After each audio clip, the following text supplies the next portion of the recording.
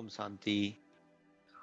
आज का अव्यक्त महावाक्य 5 दिसंबर सन 1979 से लिया गया है, जिसका शीर्षक है विजय का झंडा लहराने के लिए रियलाइजेशन कोर्स शुरू करो।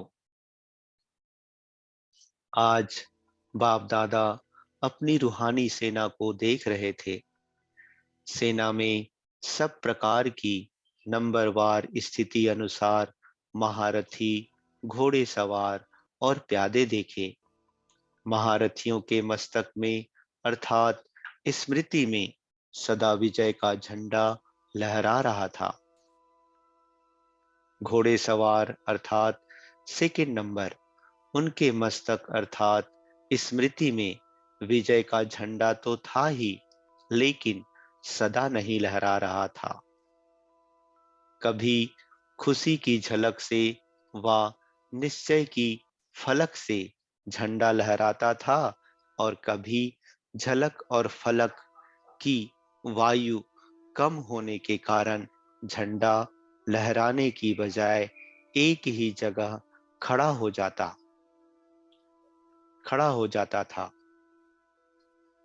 तीसरे प्यादे बहुत प्रयत्न से निश्चय की रस्सी से खुशी की झलक से झंडे को लहराने के प्रयत्न में खूब लगे हुए थे, लेकिन कहीं कहीं कमजोरी की गांठ होने के कारण अटक जाता था, लहराता नहीं था।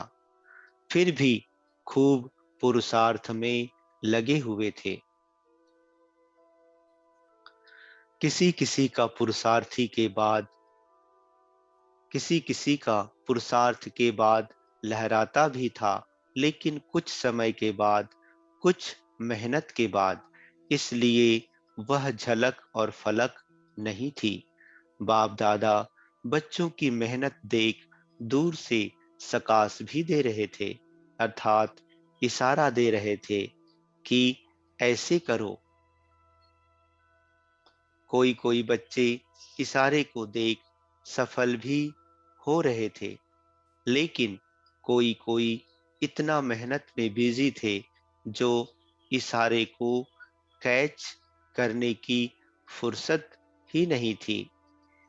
ऐसी सेना में तीनों प्रकार के योद्धा देखे।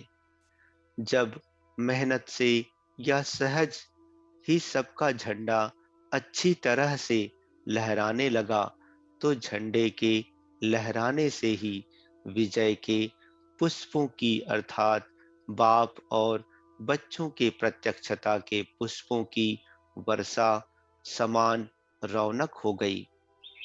बच्चे जो मेहनत कर रहे हैं, उनको बाप दादा सहज साधन सुनाते हैं। निरंतर योगी बनने का आधार सर्व संबंधों का सहयोग। समय पर वह निरंतर विजय का झंडा क्यों नहीं लहराता है? उसका कारण क्या है? आप लोग भी फंक्शन में झंडा लहराते हो, तो समय पर क्यों नहीं लहराता है? कारण पहले से रिहर्सल नहीं करते। ऐसे विजय का झंडा लहराने के लिए मुख्य बात रियलाइजेशन नहीं है। अमृत वेले से रियलाइजेशन कोर्स शुरू करो। वर्णन तो सभी करते हो, लेकिन वर्णन करना और रियलाइजेशन करना अर्थात अनुभूति करना, उसमें अंतर हो जाता है।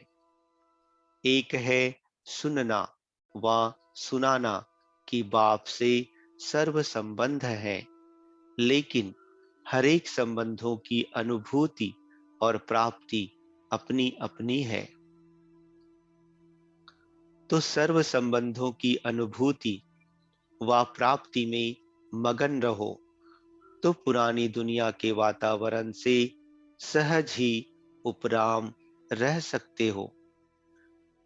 हर कार्य के समय भिन्न भिन्न संबंध का अनुभव कर सकते हो, और उसी संबंध के सहयोग से निरंतर योग का अनुभव कर सकते हो।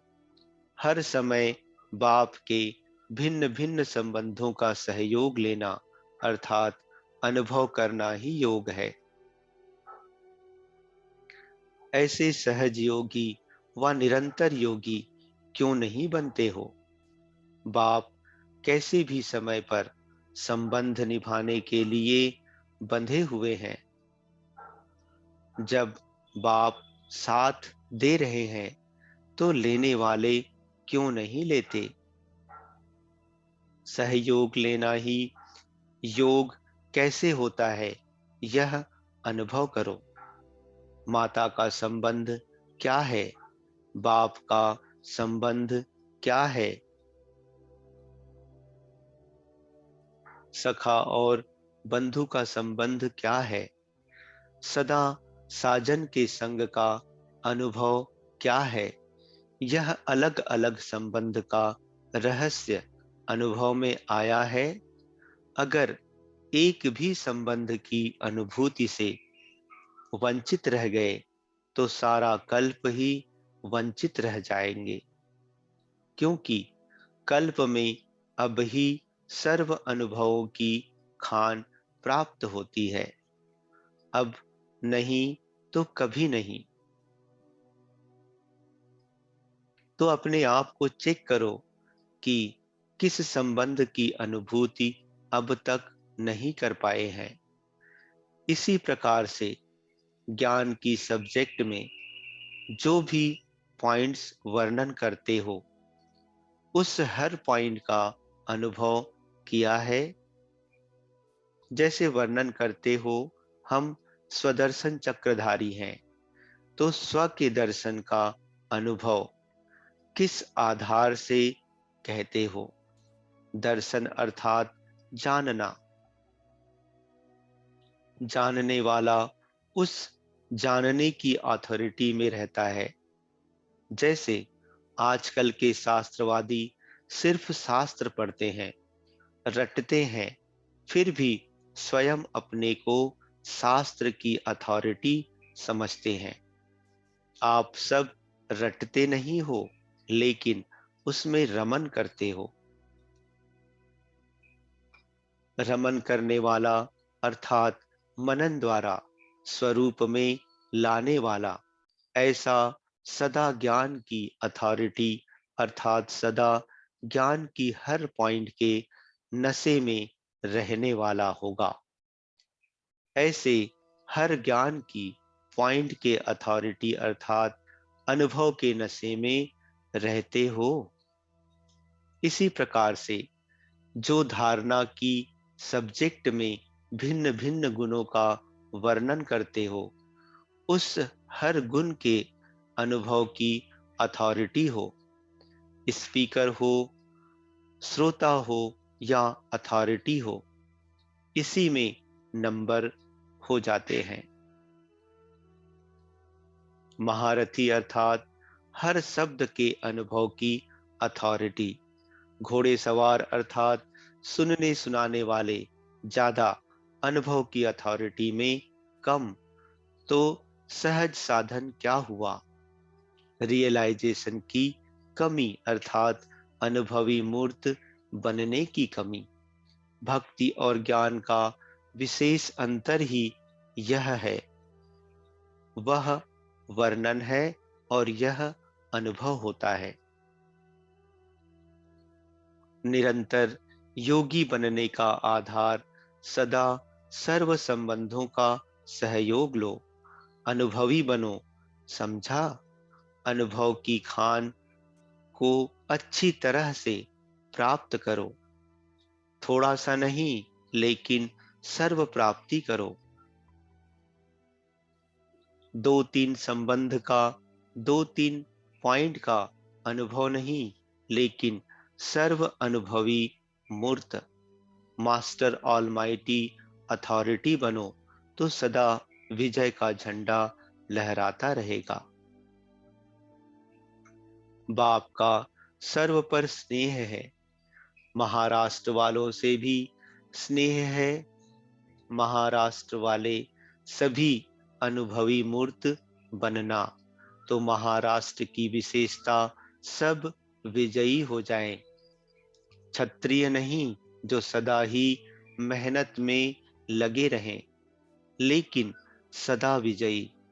अब क्षत्रियपन के समय की समाप्ति हो गई। अगर इस समय तक भी क्षत्रिय रहेंगे तो चंद्रवंशी बन जाएंगे। अब समय है ब्राह्मण अर्थात विजयी बनने का। बहुत काल का विजयी संस्कार चाहिए। अब तो समय ही कम है, तो अब से विजयीपन के संस्कार नहीं भरेंगे तो चंद्रवंशी बन जाएंगे। इसलिए अपने भाग्य की लकीर को अभी भी परिवर्तन कर सकते हो। ऐसे सदा विजयी, सर्व संबंधों के अनुभवों की अथॉरिटी, ज्ञान की हर पॉइंट के अथॉरिटी, हर गुण के अनुभव की अथॉरिटी, सेवा की सब्जेक्ट में ऑलराउंडर और एवर रेडी, इस विशेषता की अथॉरिटी, ऐसे बाप समान श्रेष्ठ आत्माओं को बाप दादा का याद, प्यार और नमस्ते। अच्छा, ओम शांति।